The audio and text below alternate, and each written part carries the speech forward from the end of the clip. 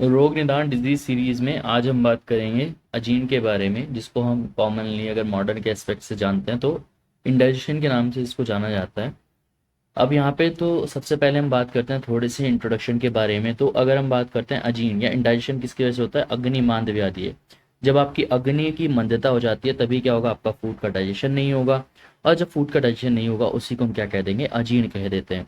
तो इसमें क्या होता है, जब आपका डाइजेशन सही से नहीं होता तो आपका जो आहार है वो अपक्व रह जाता है, मतलब प्रॉपर तरीके से डाइजेशन नहीं होता। और अगर हम बात करते हैं तो ये अन्नवय स्रोतस की व्याधि है, मतलब जो हमारा अन्नवय स्रोतस है उसकी कुपित होने की वजह से क्या देखने को मिलता है आपको, अजीर्ण या इंडाइजेशन देखने को मिलता है।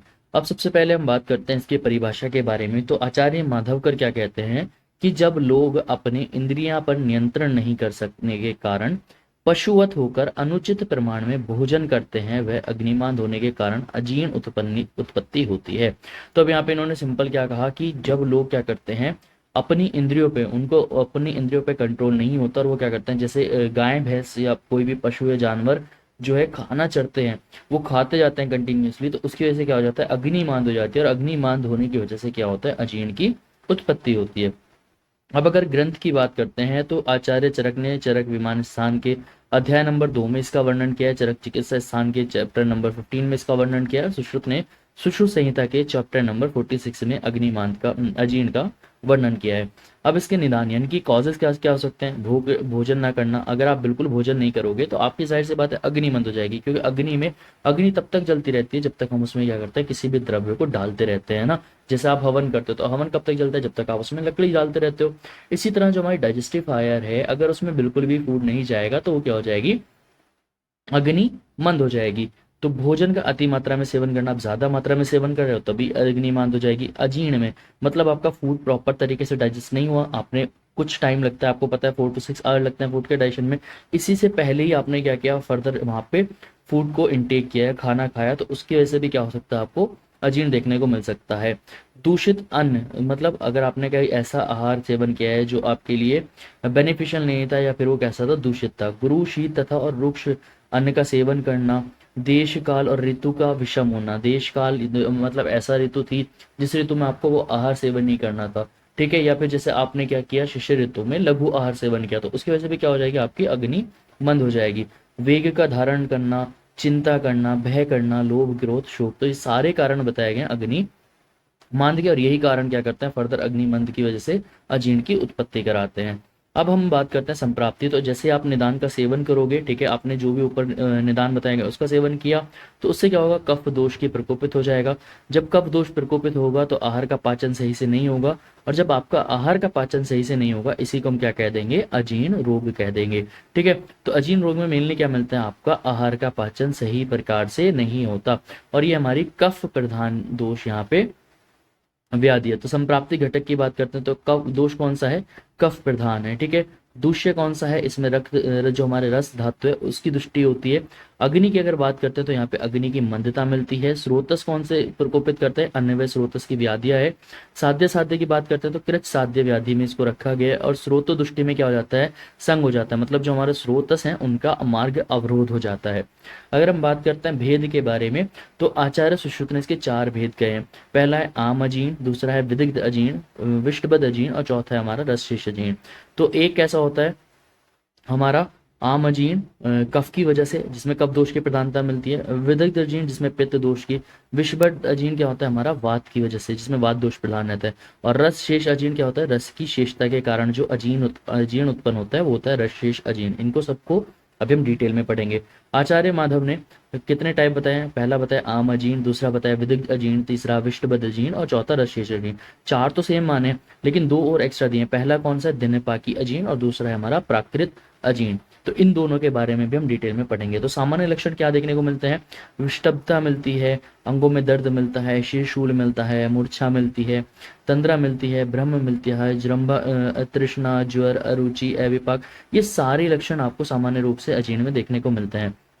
अब हम बात करते हैं विशिष्ट लक्षण, मतलब आम अजीर्ण में कौन से लक्षण देखने को मिलेंगे, विदग्ध अजीर्ण में, विषबद अजीर्ण और रसशेष अजीर्ण में कौन कौन से लक्षण आपको देखने को मिल सकते हैं। तो सबसे पहले हम बात करते हैं आम अजीर्ण के बारे में। तो मैंने बताया आपको कफ दोष की प्रधानता होती है, तो ये कफ की दृष्टि की वजह से हमारा जो अजीर्ण होता है उसको हम कहते हैं आम अजीर्ण। इसमें क्या मिलता है, नेत्र तथा कपोथ में शोथ मिलता है, परसेक मतलब सैलिवेशन मिलता है, उत्क्लेश मतलब नोजिया वगैरह मिलता है, और अंगों में भारीपन। तो मतलब जितने भी कफ से रिलेटेड, कफ के प्रकोपित होने की वजह से जो लक्षण मिलते हैं, कफ के प्रकोपित की लक्षण जो भी मिलते हैं वो सारे आपको आम अजीर्ण में मिलेंगे। वो सारी चीजें आप यहाँ पे लिख सकते हो। इसी तरह अब हम दूसरा बात करते हैं विदग्ध अजीर्ण। विदग्ध अजीर्ण किसकी वजह से होता है, हमारा पित्त दोष की वजह से। तो पित्त के प्रकोपित लक्षण जितने भी आपको देखने को मिलेंगे, ब्रह्म मिलेगा, मूर्छा मिलेगा, तृष्णा मिलेगा, दाह मिलेगा, ठीक है, साधूम उद्गार मतलब आपको डकारे ऐसे आएंगे जिसमें धूम का ऐसा लगेगा धुआं निकल रहा है, ठीक है, स्वेद की अधिकता देखने को मिलेगी। इसी तरह तीसरा है हमारा विष्टबद्ध अजीर्ण। तो विष्टबद्ध अजीर्ण किसकी वजह से होता है, वात दोष की वजह से। तो वात दोष के प्रकोपित होने की वजह से जितने भी लक्षण है वो सारे लक्षण आपको यहाँ देखने को मिलेंगे, जैसे शूल मिलेगा, विबंध मिलेगा, अंग में दर्द मिलेगा, आधिमान मिलेगा, मूर्छा मिलेगा, ठीक है। तो ये सारी चीजें आपको यहाँ पे देखने को मिलेंगी। इसके बाद है रस शेष अजीर्ण। तो रस शेष मतलब जो आपका रस है, जो आहार रस है, वो पूरी तरह उसका पाचन नहीं हुआ, उसकी वजह से जो अजीर्ण उत्पन्न हो रहा है उसको हम कहते हैं रस शेष अजीर्ण।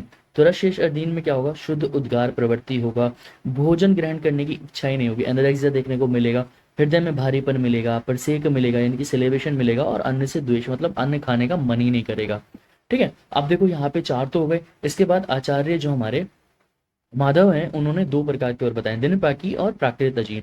तो दिन पाकी मतलब क्या होता है कि सिंपल अगर हम बात करते हैं दिन पाकी, तो जो आपका आहार है, ठीक है, वो किसी कारणवश वहां पे पूरा जो एक टाइम लगता है उसको, इसी मतलब सपोज करो एक दिन में वो पूरी तरीके से डाइजेस्ट नहीं हुआ, उसने अगला दिन लिया, ठीक है, डाइजेस्ट होने में बहुत ज्यादा लंबा टाइम लग गया, उसको हम कहते हैं दिन पाकी अजीर्ण। तो दिन पाकी अजीर्ण कैसा होता है, निर्दोष अजीर्ण, मतलब इसमें कोई दोष की रोल नहीं होता है, ठीक है, नेक्स्ट डे अपने आप सही हो जाता है। किन्हीं आम असामान्य अवस्था में जब देखने को मिलता है, ठीक है, जब भोजन का पाक नहीं हो पाता तो अगले दिन पाक हो पाता है, मतलब पहले दिन तो पाक नहीं हुआ भोजन का, लेकिन अगले दिन भोजन का पाक हो गया, उसको मतलब एक दिन लगा पूरा पूरा, इसको कहा गया है दिन पाकी अजीर्ण।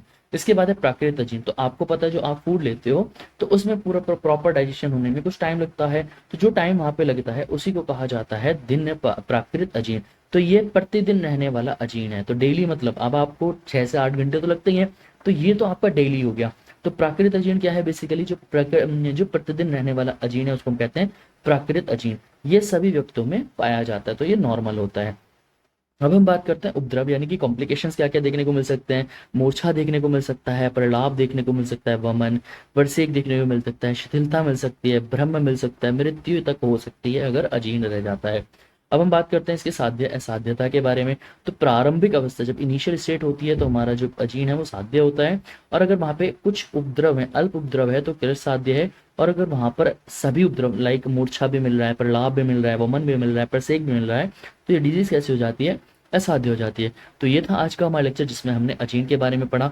आई होप आपको लेक्चर पसंद आया होगा। लेक्चर पसंद आया चैनल को सब्सक्राइब कर देना और ज़्यादा से ज़्यादा वीडियो को शेयर करना। मिलता है नेक्स्ट वीडियो में, तब तक के लिए गुड बाय।